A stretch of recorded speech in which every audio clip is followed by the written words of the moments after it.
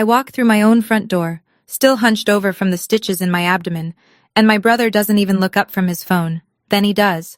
And the first words out of his mouth aren't, "Are you okay?"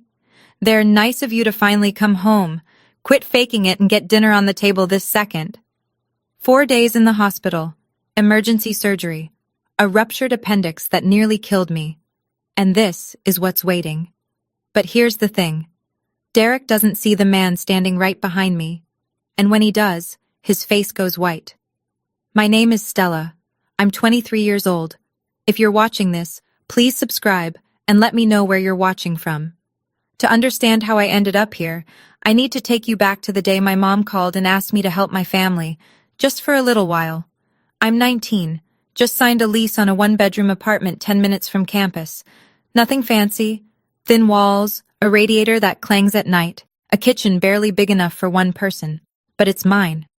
I pay for it with 2 part-time jobs and what's left of my student loans. Then my mom calls. "Derek lost his job again," she says. Her voice does that thing, half sigh, half accusation, like it's already my problem. "He just needs a place for a few months. You have that apartment now." My brother is 23 at the time, 4 years older than me. He got fired from a warehouse gig for showing up late too many times. Mom says it's bad luck. I say it's a pattern, but I don't say that to her. "He'll pay half the rent," she promises. "I raised you two alone after the divorce. You know that, Stella. When I ask for something, it's because I have no one else to ask." So I say yes, because that's what you do when the woman who worked 3 jobs to keep the lights on asks you for something. You say yes. You don't calculate. You don't negotiate. You just open the door. Derek moves in on a Sunday, drops 2 garbage bags of clothes on my couch and says, "This'll work." First month, he gives me $200. I cover the rest. Second month, $100. Third month, nothing. When I ask, he shrugs. "I'm between things. I'll catch up." I call Mom. "He said he's been paying you directly," I tell her, "that you'd forward it to me." She pauses, just a beat too long. "He's going through a rough patch, sweetheart. Don't push him." The money never comes. Not that month, not the next. But the arrangement, that stays. 6 months pass. Derek is still on my couch, except it's not really my couch anymore. His gaming console sits where my textbooks used to be. His sneakers line the hallway. His friends come over on weeknights and drink beer until 2 in the morning while I'm trying to sleep before a 7 a.m. shift. I graduate, get accepted into an internship at a logistics company outside of town. The pay is low, barely above minimum, but it's a foot in the door. I need sleep. I need quiet. I need the kitchen counter clear so I can meal prep for the week. Instead, I come home to dishes piled in the sink, takeout boxes on the stove, and Derek stretched across the couch watching something loud. "Hey," he says without looking up. "What's for dinner?" It starts like that, casual, like a joke. But jokes stop being funny when they happen every single night. I cook because it's easier to make 2 plates. Then it becomes expected. Then it becomes required. If I don't cook, Derek calls Mom. Mom calls me. "He says you're making things difficult," she says. "Just make him a plate, Stella. It's not that hard." I start to feel like a guest in my own apartment. My name is on the lease. My money pays every bill. My groceries fill the fridge. But the space, the air, the noise, the rhythm of the place belongs to Derek. One night I open the mail. 3 overdue bills, internet, electric, water, all in my name. Derek was supposed to handle those months ago. He told me he did. He lied. I sit at the kitchen table, hold the stack of envelopes, and wonder how a few months became my entire life. I confront Mom on a Tuesday evening. "You told me Derek was paying you $400 a month," I say, "for family expenses. You said you'd send it my way." Silence. Then, "Your brother is struggling, Stella." "That's not what I asked. Is he paying you or not?" More silence. I already know the answer. I call Derek next. "Mom says you're paying her rent money. Are you?" He laughs. Actually laughs. "She told you that?" "Nah, she said I could stay for free. Said you were cool with it." So there it is. Mom told Derek I agreed to let him live rent-free. She told me Derek was paying her. Neither version was true. The only constant was me, writing checks, buying groceries, scrubbing pans, saying nothing. But here's the part that burns. I also send Mom $300 a month, a family fund, she calls it. Started when I got my first real paycheck. Just a little something to help your mother out. I never questioned where it went because questioning felt like betrayal. I try to bring it up, carefully.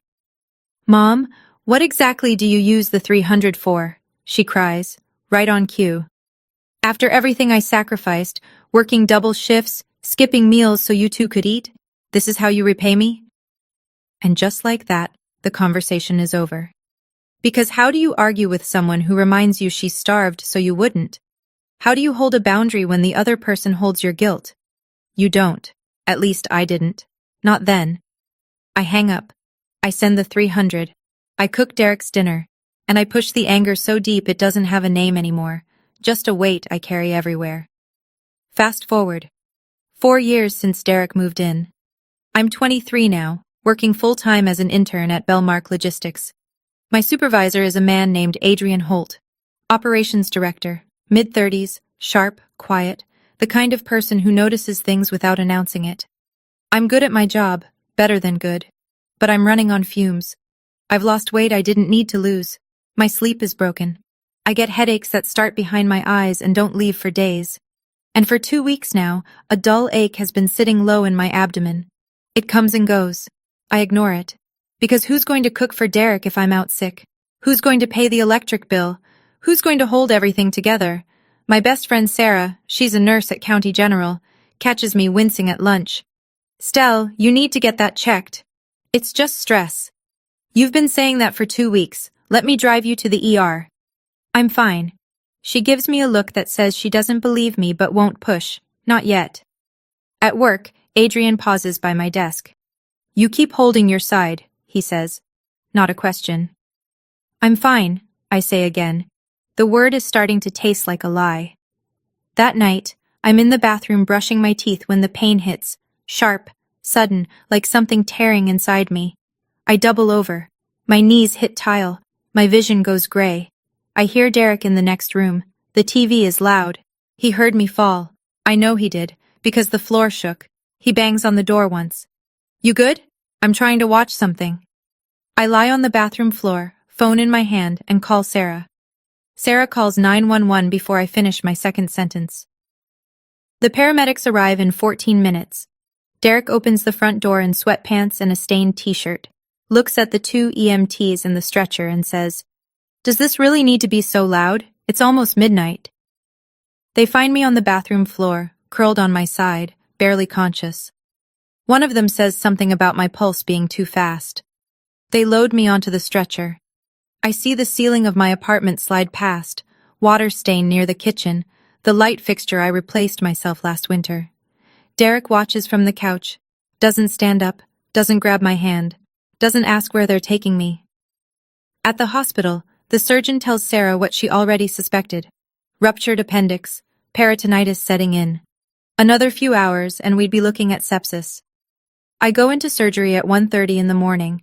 When I wake up, Sarah is in the chair beside me, still in her scrubs from her own shift that ended hours ago. Derek? I whisper. She shakes her head. He hasn't called. Over the next 4 days, I lie in a hospital bed with a drain in my side and an IV in my arm. Sarah visits every day. My coworkers send a card. Adrian emails me personally. Don't think about work. Your position is safe. Heal first. My mother calls once. Sarah answers because I'm asleep. How is she? Sarah asks, hopeful. But Mom doesn't ask about the surgery, doesn't ask about the diagnosis. Instead, she says, Tell Stella to call Derek. He hasn't had a proper meal in 2 days. Sarah hangs up without responding. When she tells me later, she doesn't editorialize. She just holds my hand. She doesn't have to say anything. We both know what it means. Day 3. I'm sitting up now, which counts as progress. The drain is out. The IV stays. My abdomen feels like someone rearranged my organs and forgot to put everything back.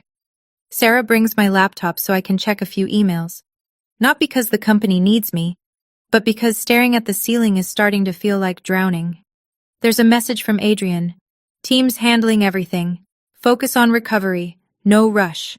Short, professional, kind without being soft. That's him. Sarah sits on the edge of the bed.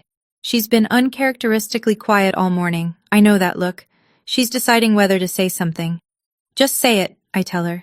She folds her hands, exhales. Stell, Derek hasn't texted you once. Not one message. Your mom hasn't come.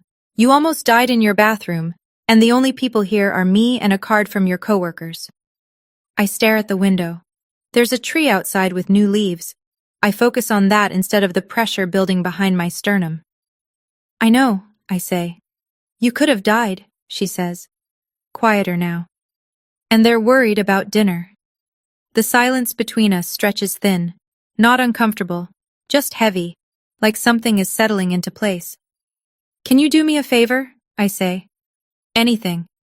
Go to my apartment. Top drawer of my desk. There's a folder, the one with the blue tab. My lease agreement. Bring it. Sarah blinks. She doesn't ask why. She just picks up her keys and says, I'll be back in an hour.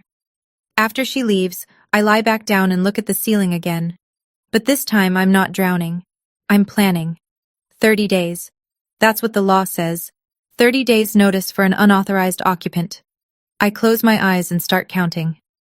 Day 4. The doctor signs my discharge papers at 10 in the morning. He's serious when he tells me the rules. No lifting over 5 pounds, no prolonged standing, no strenuous activity for at least 2 weeks. If you feel sharp pain, fever, or anything unusual, you come straight back. I nod.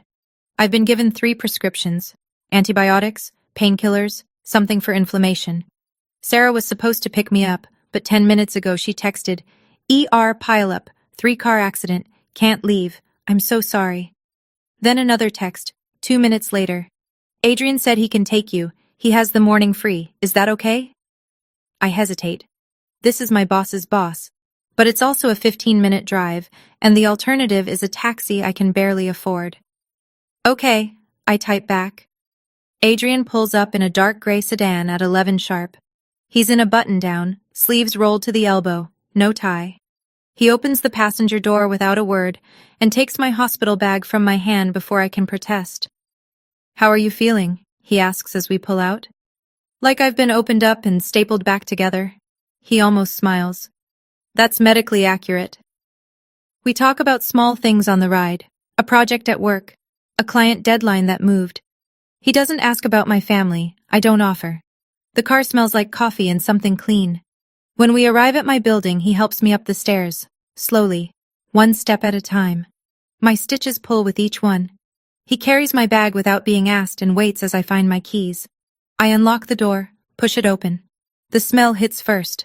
Old food, stale air. 4 days of neglect packed into 600 square feet. And there, on the couch, Derek. Derek is sprawled across the cushions, phone in one hand, remote in the other. The TV is blaring a game show. There are beer cans on the coffee table. 4 of them. A pizza box on the floor, lid open, one dried-out slice left. He hears the door and turns his head. Sees me. Hunched, hand pressed against my side, still in the wrinkled clothes Sarah brought to the hospital. Nice of you to finally come home, he says. Flat, bored, like I've been at the grocery store. Quit faking it and get dinner on the table this second. I stand in the doorway. I don't cry. I don't gasp. I just look at him. Then Derek's eyes shift. Past my shoulder. His jaw loosens. Adrian steps into the frame of the doorway behind me. 6'1", button down, the kind of posture that belongs in a boardroom. He's holding my hospital bag in one hand. The discharge paperwork is visible, poking out the top, the hospital logo bright against the white paper. The apartment goes quiet except for the TV. Derek's mouth opens, closes, opens again. Who's this? I don't answer him. I don't introduce Adrian. I don't explain. Instead, I walk past Derek, slowly, because fast isn't an option, and into the kitchen. I look at the sink, plates crusted with food, a pot with something blackened inside, a glass with a dried ring of milk. 4 days. He couldn't wash a single plate. I turn back to the living room. Derek is still staring at Adrian. Adrian is still standing in the doorway, expression unreadable, watching everything. 4 days, I say. My voice is calm, quieter than I expected. You couldn't wash a single plate. Derek swallows. The TV chatters on. Nobody moves. I move through the apartment because I have to. My bedroom is at the end of the hall. Every step is a guided tour I didn't plan. The trash can by the kitchen overflows. Banana peels, empty chip bags, foil wrappers. The recycling bin is untouched. Next to the fridge, a grocery bag I packed before the hospital. The chicken inside has gone bad, still sealed in its tray, leaking something brown onto the counter. The hallway has Derek's shoes kicked against the wall. 3 pairs, a hoodie on the floor, a damp towel hanging off the bathroom door handle. My bedroom door is closed, exactly how I left it. I open it. Everything inside is neat. My bed made, my desk cleared, a small lamp. The blue tabbed folder Sarah brought back sits in the drawer, right where I asked her to leave it. The contrast is obscene. My room looks like a different apartment. Adrian sees it all. I know because I hear his footsteps slow as he sets my bag on the bed. He doesn't comment on the dishes. He doesn't comment on the smell. But his jaw tightens. Just once, just barely. And I catch it. Back in the living room, Derek's space tells its own story. He's turned the couch into a bedroom. Blankets, pillows, a gaming controller tangled in the sheets. A large TV mounted to the wall, a TV I didn't buy, hooked up to a console I didn't buy, running electricity I pay for. This is what 4 years of just a few months looks like. One person living, one person paying. Adrian stands near the kitchen counter now, arms folded, and says nothing. He doesn't need to. The apartment has already said everything. I sit down at the kitchen table, open the top drawer, and pull out the lease. Derek has recalculated. I can see it in his eyes, the way they flick from me to Adrian and back, the way his shoulders shift. He doesn't know who Adrian is, but he knows this. The man carries himself like someone whose opinion matters. And Derek, for all his laziness, has always been good at reading a room when it threatens him. Hey, sis. His voice changes. Lighter. Warmer. A version of Derek I haven't heard in years. I was just messing around. You know me. Stupid jokes. Sit down, relax. I'll order us a pizza. He actually stands up, brushes crumbs off his shirt, extends a hand toward Adrian. Thanks for bringing her home, man. Really appreciate it. Family's been worried sick about her. Adrian looks at the hand, then at Derek. He doesn't take it, just gives a short nod, the kind that acknowledges someone exists without agreeing to anything they've said. Derek's hand drops. The smile falters. I don't watch the performance any longer. I sit at the kitchen table, the same table where I've eaten 1,000 meals I cooked for 2 people, and I open the folder from the drawer. The lease agreement. 2 pages. Dated 4 years ago, renewed annually, 1 name on the tenant line. Derek glances over and sees the papers. Something in his expression shifts, from performance to confusion. What are you doing? He asks. The warm voice is already thinning. I flatten the lease on the table, smooth out the creases. I don't look up. Sit down, Derek. He laughs, nervous, not amused. Come on, Stell. What is this? Sit down. He sits, slowly. Like a man who's just realized the room he's in has gotten smaller. Adrian stays where he is, watching, saying nothing. I place my finger on the line that matters. Tenant name, 1 name, mine. This is the lease for this apartment, I say. Signed by me. Renewed by me every year for 4 years. My name, my signature, my social security number. Derek shifts in his seat. Yeah, and? You're not on it. You were never on it. Mom said, Mom doesn't own this apartment. She doesn't rent this apartment. She doesn't pay for this apartment. I do. He opens his mouth. I keep going. You don't pay rent, Derek. You've never paid rent. Not 1 month in 4 years. You don't pay utilities. You don't pay for internet. You don't buy groceries. I have every bank statement that proves it. His eyes dart to Adrian, then back to me. His foot bounces under the table. So what? He says, voice rising. You're kicking me out? After everything? I fold my hands on the lease. My stitches pull. I ignore them. I'm giving you 30 days notice. That's the legal requirement for a month-to-month occupant in this state. I'm giving you the full period. You can't be serious. 30 days. That's not a negotiation. That's a courtesy. Derek's face reddens. He pushes back from the table, the chair scraping hard against the floor. For a second he just stands there, hands clenched, chest heaving. Then he pulls out his phone. Fine, he says. Fine, I'm calling Mom. He punches the number and puts it on speaker. Whether to intimidate me or because he needs backup, I don't know. The dial tone fills the kitchen. Thin, sharp, ringing between the unwashed plates and the stale air.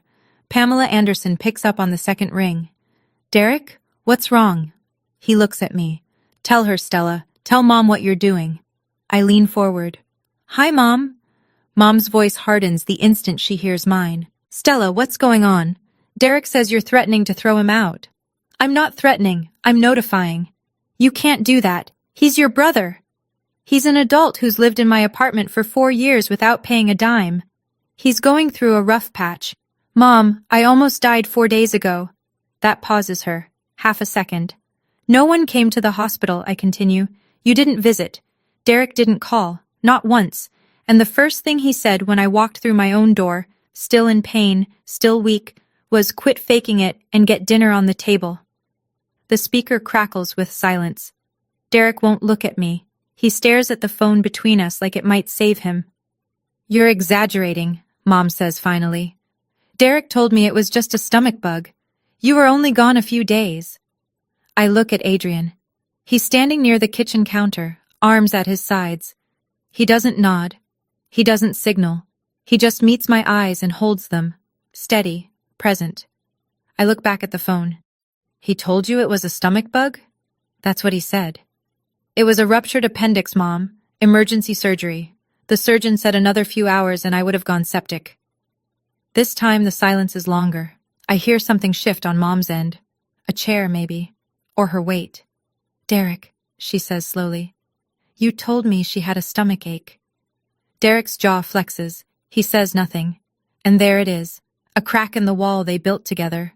A tiny fissure where the light gets in. Mom's been operating on Derek's version of reality. And Derek's version just collapsed. Mom, I say, we need to talk. About all of it. I'm standing in my own kitchen, stitches still pulling, phone on speaker, and my mother is telling me I'm exaggerating about nearly dying. If you've ever had someone minimize your pain to protect the person who caused it, you know exactly how this feels. Hit that subscribe button and drop a comment. Have you ever been the one holding everything together while everyone else just watched? I need to know I'm not the only one. Because what I say next to my mother, I've been holding it in for 4 years. I keep my voice level. Not because I'm calm, but because falling apart is a luxury I can't afford right now. Let me tell you what's actually been happening, Mom, since we're all here. Derek shifts. Adrian doesn't move. In 4 years, I've paid every month of rent on this apartment, $1,100 a month. That's $52,800. Derek's contribution, 0. The speaker is silent. You told me Derek was sending you $400 a month for family expenses. He told me he never gave you a dime. Somebody lied. Maybe both of you. Derek's foot stops bouncing. I send you $300 a month. I've sent it every month since I got my first paycheck. $14,400. What family expenses, Mom? What exactly has that money been used for? I hear her breathing. Unsteady. No tears yet. She's recalculating too. Utilities, I continue. Internet, groceries, cleaning supplies, all me. Roughly another $19,000 over 4 years. Add it up and you get somewhere above $86,000, paid by a college student and an intern, for a grown man who can't wash his own dishes. Stella, Mom starts. Family doesn't keep score like that. You're right. I look at her name on my phone screen. A family doesn't do this to each other at all. The words land. Even Derek flinches. Mom switches tactics. Her voice gets sharp. You're saying all this in front of a stranger? You want to embarrass your family? I'm not embarrassing this family, Mom. I pause. I'm describing it. Through the speaker, I hear her breath catch.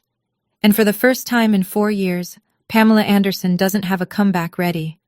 The silence stretches out like a held breath. Derek stares at the table. Adrian stands still. The kitchen smells like rot and reckoning. Mom's voice cracks through the speaker, sharp, territorial. Who's there? Who's listening to my family's business? Derek mutters. Some guy. He drove her home. What guy? Stella. Who was in that room with you? I don't answer. Adrian does. He steps forward, just one step, enough to close the distance between the counter and the table, and speaks clearly enough for the phone to pick him up. Ma'am, my name is Adrian Holt. I drove Stella home from the hospital today because nobody in her family came to pick her up. I've been here about 15 minutes, and what I've seen and heard is deeply concerning. Dead silence. Even the TV seems quieter. Mom's voice drops. This is a private family matter, sir. I understand that, ma'am. He doesn't argue, doesn't elaborate, just lets the sentence sit. Derek stands up, chest puffed. Look, man, this is family business. You don't get a say here. Adrian doesn't respond to Derek, doesn't even look at him. Instead, he turns to me. His voice is steady, without a trace of drama. Stella, do you want me to stay? One question. No pressure. No agenda. Yes, I say. Please. Derek throws his hands up. Great. Perfect. Bring the whole neighborhood in. I ignore him. Through the phone, I hear Mom's breathing. Heavy, rapid, the sound of someone losing control of a conversation she expected to dominate.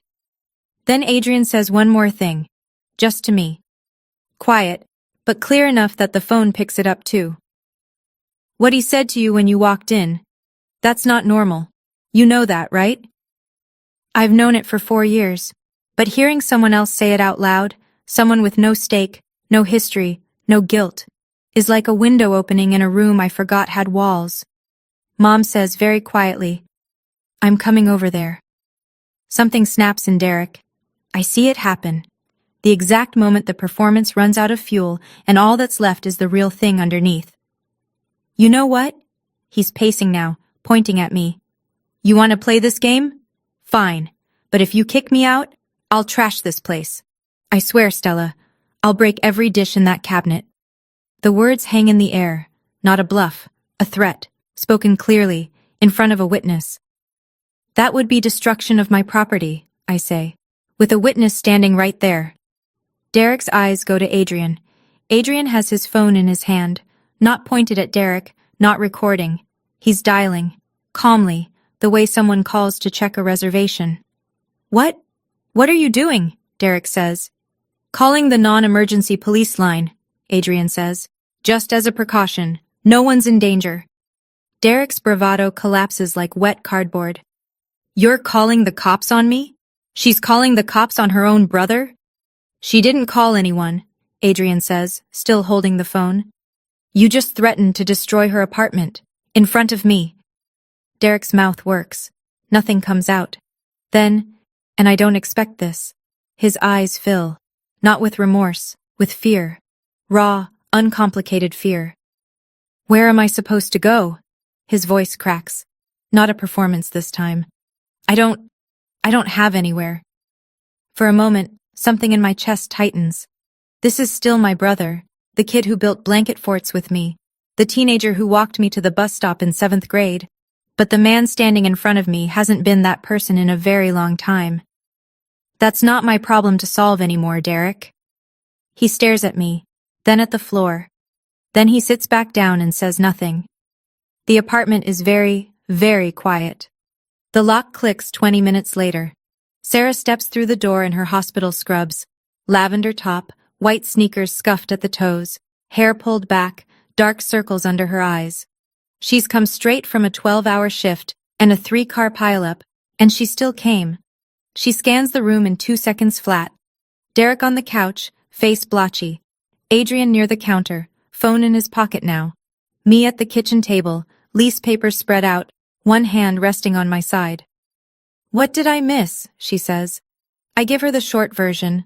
Derek's demand, the phone call, Mom's lie, the threat. Sarah nods, slowly, like she's been waiting for this briefing for 4 years. She sets a folder on the table next to mine. Brought your discharge papers, she says, and I printed out the tenant rights summary for our state, just in case. I almost laugh. Sarah, who planned everything. Sarah, who never pushed me to act but always made sure I'd have what I needed when I finally did.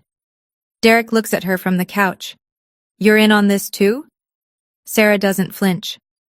I'm not against you, Derek. I'm for Stella. He doesn't have an answer for that. Neither do I, for a different reason. Adrian catches my eye. He tilts his head slightly toward the door. A silent question. Do you still need me? You can go if you need to, I tell him. Thank you, for everything. He nods. Call if anything escalates. He means it, not as a gesture, but as a fact. Then he walks out and closes the door behind him quietly. 3 down to 2. Me and Sarah on one side of the kitchen table, Derek alone on the other. And Mom, 40 minutes away, driving toward us at a speed I can only imagine. She arrives in 43 minutes. I know because I watched the clock on the microwave the entire time. The knock is sharp.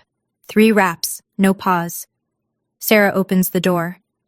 Mom steps in wearing a coat thrown over pajamas. Slippers. She drove here in slippers. Her eyes sweep the room. Sarah in scrubs, me at the table, the lease papers, the bank statements I've pulled from my desk drawer in the time since she called. Then she lands on the apartment itself. The dishes, the trash, the stale air. My daughter, she says, and her voice is already performing, is being manipulated by outsiders against her own family. Sarah folds her arms but says nothing. No one manipulated me, Mom, I say from the table. I decided. She ignores that. Points at the living room, the overflowing trash, the beer cans, Derek's blanket fort on the couch. So he's a little messy. That's what brothers are. You're overreacting. Mrs. Anderson, Sarah says, steady and quiet. The dishes in that sink are from 4 days ago. Stella was in the hospital having emergency surgery. Mom blinks, recalibrates, tries a new angle. You want to destroy this family over some dirty plates? This isn't about dishes, Mom. I pull out a chair. Sit down. She doesn't sit. She stands in the center of the kitchen like she's holding court, coat still on, purse clutched against her chest. Her eyes land on the bank statements spread across the table. What is all this? She says. The truth, I say, in numbers. I see her throat move. She's swallowing something, pride maybe, or fear. She looks at Derek, who's been silent on the couch since she arrived, knees pulled up, face turned toward the dark window. He doesn't meet her eyes. Slowly, like it costs her something, Mom sits. I spread the statements flat. 6 pages. Highlighted lines. I didn't do this for show. I did it in the hospital, in bed, on day 3, with Sarah's laptop and a yellow highlighter she borrowed from the nurse's station. In 4 years, I begin, I've paid $52,800 in rent, alone. Mom's eyes flick to the highlighted rows. She doesn't touch the paper. I've sent you $14,400 for what you called a family fund. Her fingers tighten on her purse strap. Utilities, groceries, internet, cleaning supplies, another $19,000, roughly, all documented, all from my account. I let the number settle. Total, over $86,000, from a student and an intern, while Derek paid nothing. Mom's voice is smaller now. Family doesn't do accounting, Stella. You're right, I say. A family doesn't do this to each other at all. Same words I said on the phone. But face to face, they hit harder. I watch them land, the way her chin dips, the way her fingers go still. I had to work double shifts, she starts. I know, you sacrificed. I've never denied that. But at some point, you turned that sacrifice into a blank check, and I've been paying it for 4 years. She reaches for the statements. Sarah, sitting beside me, gently places her hand flat on the stack. Those are Stella's documents, Mrs. Anderson. Mom pulls her hand back like the paper burned her. She stares at Sarah, then at me. $86,000, I say. And you called me selfish for wanting 1 plate washed. The kitchen is silent. The refrigerator hums. Somewhere outside, a car passes, headlights sweeping briefly across the ceiling. Derek hasn't moved from the couch. Mom sits across from me, coat still on, and for the first time, she has nothing to say. She tries everything. I watch the strategies cycle like a slot machine, each one spinning up, landing wrong, replaced by the next. First, guilt. I sacrificed my entire life for you two. Everything I had went to this family. You did sacrifice, I say. And then you weaponized it. Her mouth opens, closes, spins again. Second, deflection. Well, if it was so bad, why didn't you say something sooner? I did. Every time I brought it up, you cried. And I stopped. Because that's what you taught me. Your tears end the conversation. Her eyes go glassy. She blinks hard, fights it. She knows, maybe for the first time, that tears won't work in this room tonight. Third, family loyalty. Brothers and sisters help each other. That's what family does. Name one thing Derek has done for me. One thing. She looks at Derek. He's staring at the floor. She looks back at me. Nothing. The slot machine runs out of combinations. Then she plays her last card. She turns to where Adrian was standing, but Adrian is gone. So she turns to Sarah instead. You see how she treats her mother? You see this? Sarah doesn't hesitate. I see a woman who nearly died, sitting in her own apartment, asking to be treated with basic respect. That's what I see, Mrs. Anderson. Mom's lips press into a thin line. She folds her arms, unfolds them, puts her hands in her lap. She stops, swallows. I didn't think it was that bad. It's not an apology, it's barely an admission, but it's the most honest thing she's said all night. The kitchen feels different now. Not warm, but less suffocating, like someone cracked a window. I don't push for more. I don't need her to break. I just need her to listen. Mom, here's what's going to happen. I stand up, slowly. My stitches protest. Sarah's hand comes to my elbow, not pulling, just steadying. Derek has 30 days to move out. That's the legal minimum, and I'm giving him every one of them. Not less, not more. Derek lifts his head from the couch. His eyes are red, but he's listening. The $300 a month I've been sending you stops today, I say, turning to Mom. That transfer ends tonight. She flinches. Barely, but I catch it. If either of you contacts me to guilt me, threaten me, or send other relatives to pressure me into changing my mind, I will go no contact. Not as a punishment, as a boundary. The word sits in the air like a stone dropped into still water. Derek, I say. He looks at me. You're 27 years old. You've had 4 years of free rent, free food, and free labor. I need you to figure out the next chapter on your own. Where am I supposed to go? He whispers. Mom's house, a friend's couch, a room you rent with your own paycheck. That part isn't mine to solve. He looks at Mom. Mom looks at her hands.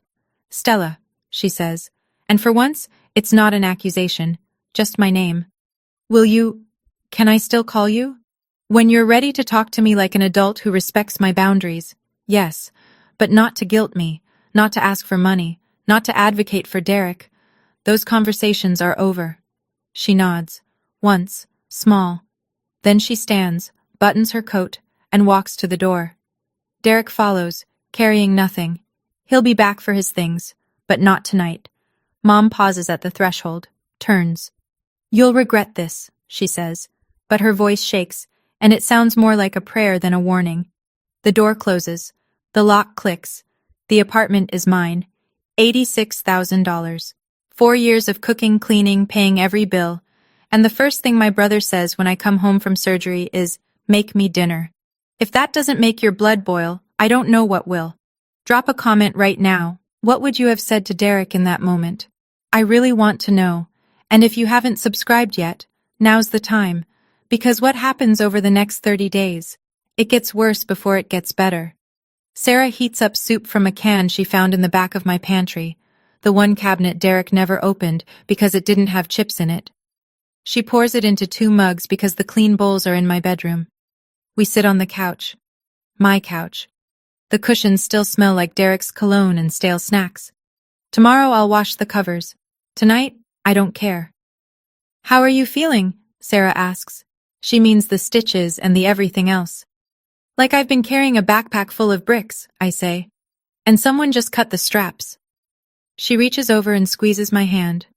Doesn't say anything. Doesn't need to. After she finishes her soup, she helps me change my bandage. Her nurse hands are gentle and efficient. She's done this 100 times, but never on me. When she smooths the adhesive down, I flinch, and she pauses.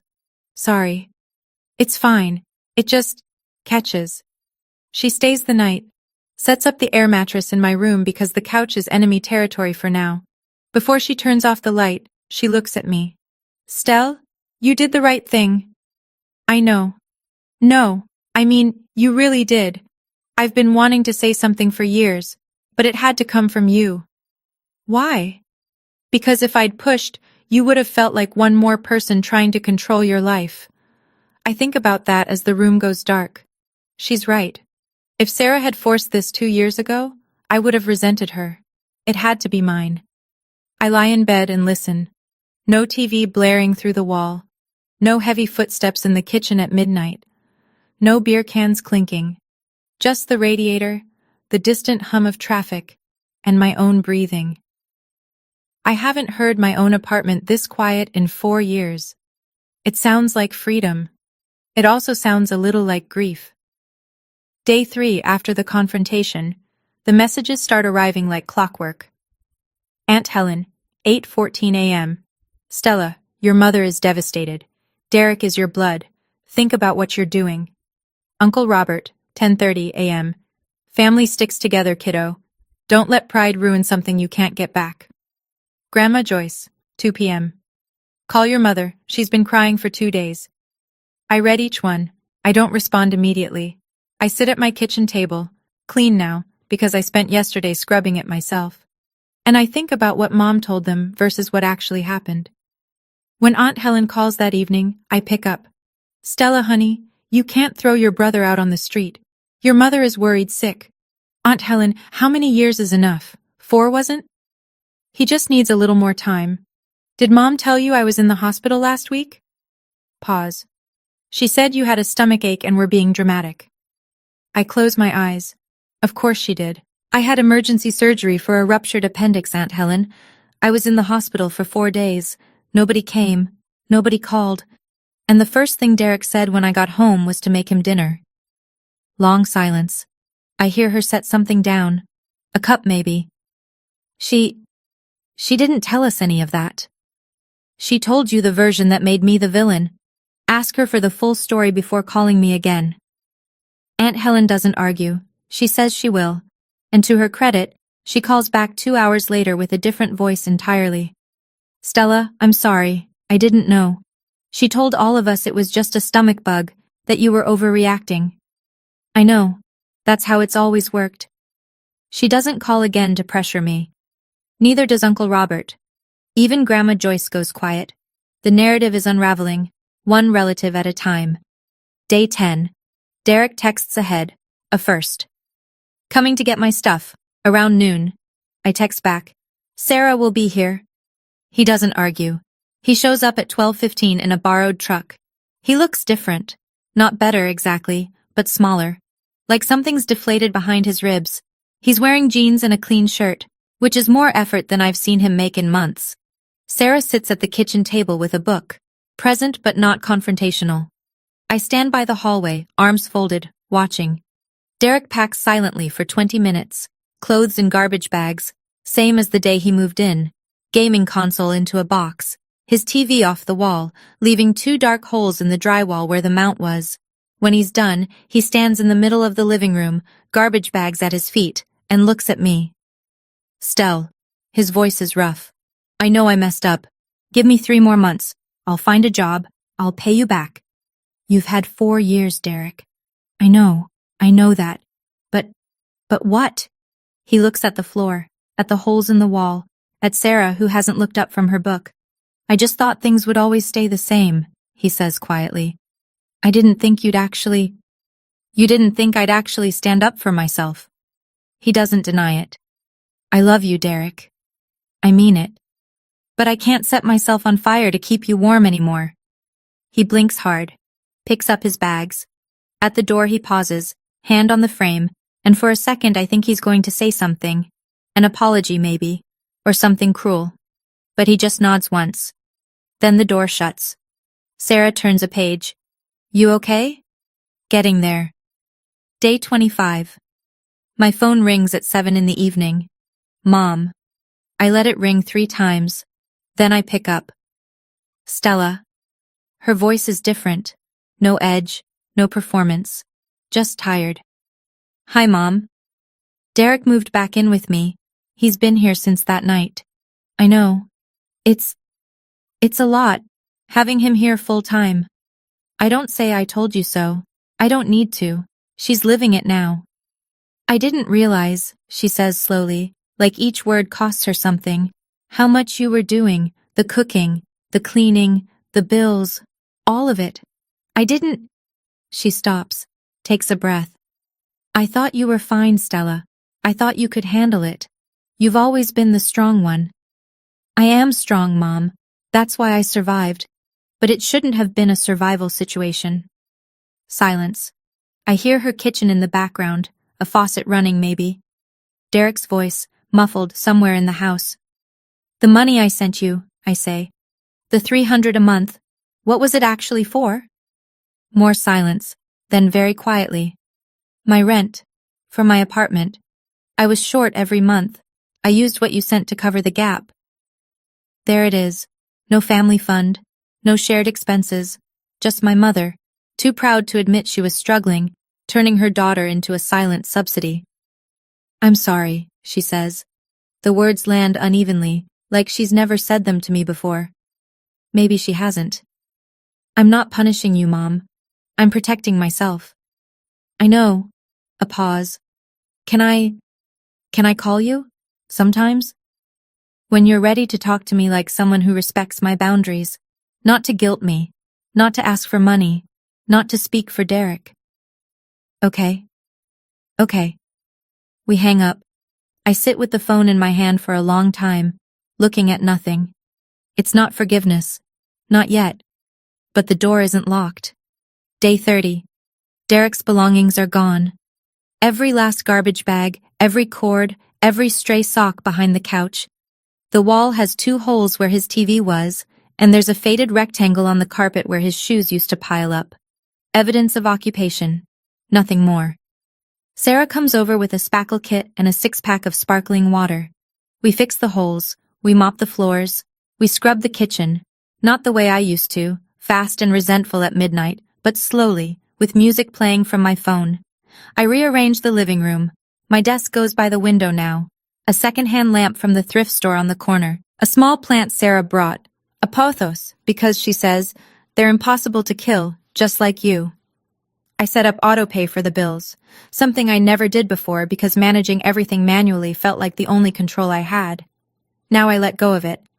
The rent comes out on the 1st, electric on the 15th, groceries budgeted weekly. The $300 I used to send Mom stays in my account. It's the first surplus I've had in 4 years. I don't celebrate. I just look at the number and feel something I haven't felt since I was 19, breathing room. That night I cook dinner, pasta with garlic and olive oil, nothing complicated. I eat it at the kitchen table, alone, on a plate I washed myself, in an apartment that smells like lemon cleaner instead of neglect. It's quiet, not the silence of loneliness, the silence of ownership. My phone buzzes, a text from Sarah. How's the first night as a free woman? I look around my apartment. My clean, quiet, mine apartment. It feels like home, I type back. First time in 4 years. I go back to work on a Monday. 2 weeks of medical leave, every day accounted for, every email answered on time from my hospital bed, and then my newly quiet apartment. Nobody at the office knows what happened. Adrian hasn't said a word. When I pass him in the hallway, he gives me the same professional nod he gives everyone. No special treatment, no loaded glances. I appreciate that more than he knows. In my first week back, I close 2 overdue client reconciliations and draft a proposal for streamlining the intake process. I sleep 7 hours a night now. I eat breakfast. My hands don't shake when the phone rings. At the end of the second week, Adrian emails me. Meeting at 3, my office, Bring your portfolio. I sit across from his desk at 3 o'clock, folder in my lap, expecting a performance review. Your internship contract ends in 6 weeks, he says. I know. He slides a paper across the desk. A full-time offer.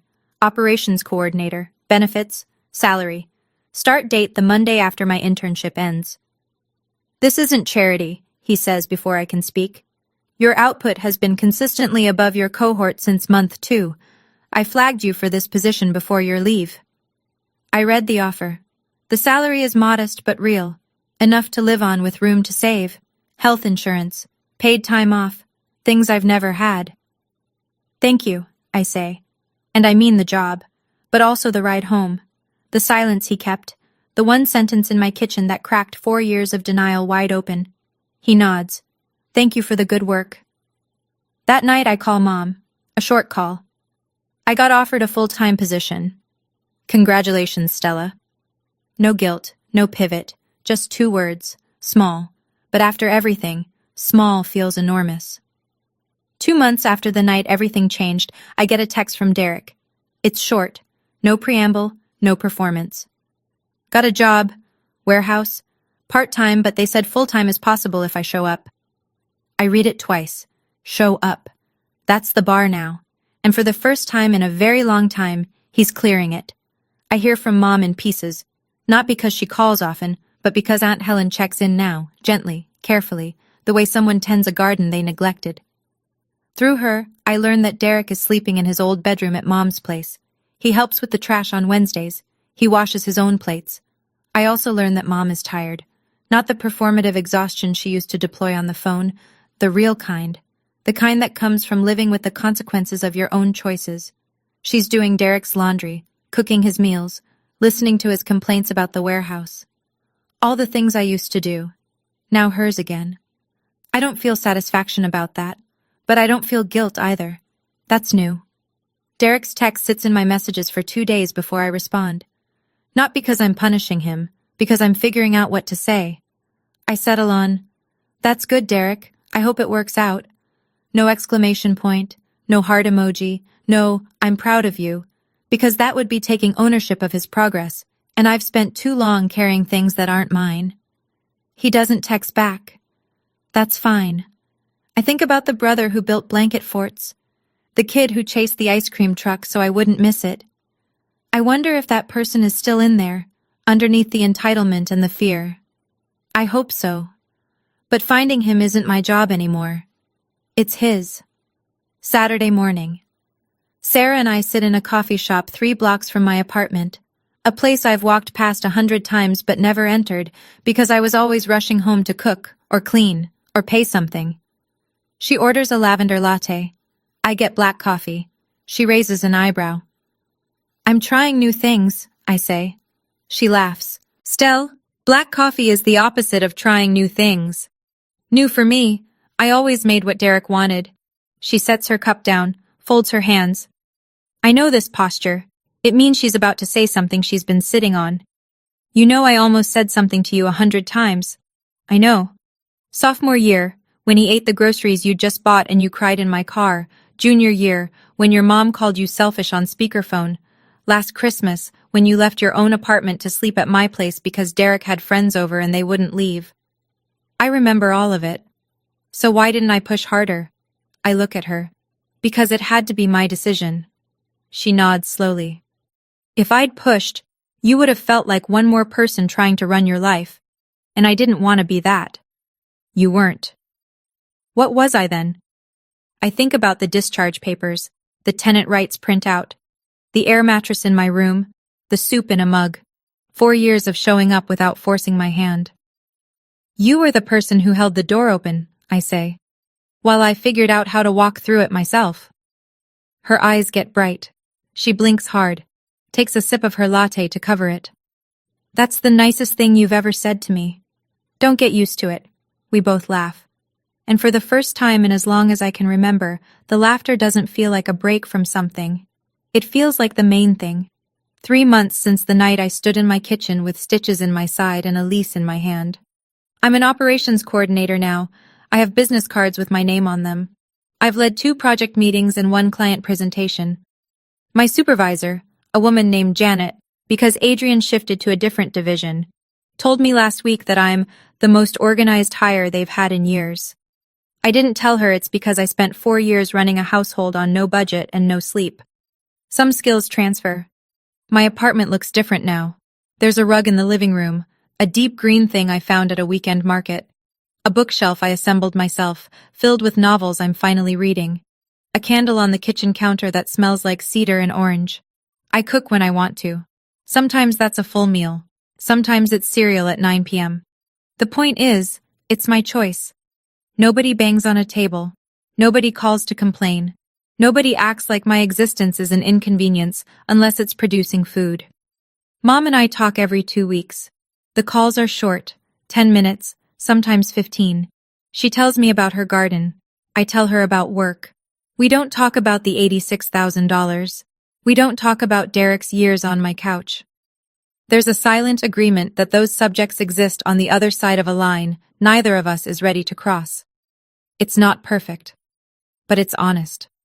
And honest is a currency this family hasn't traded in before. My scar has faded.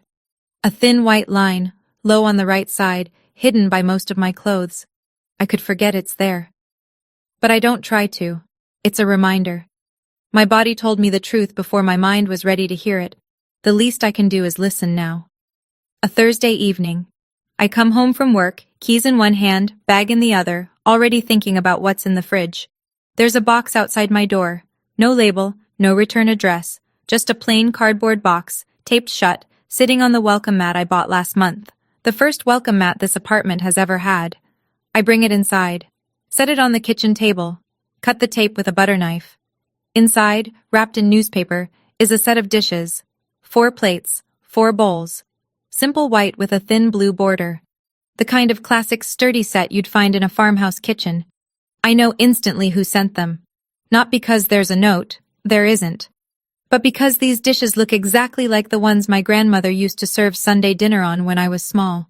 Before the divorce. Before things got complicated. Before Mom stopped being someone who set a table and became someone who set traps. Mom remembered.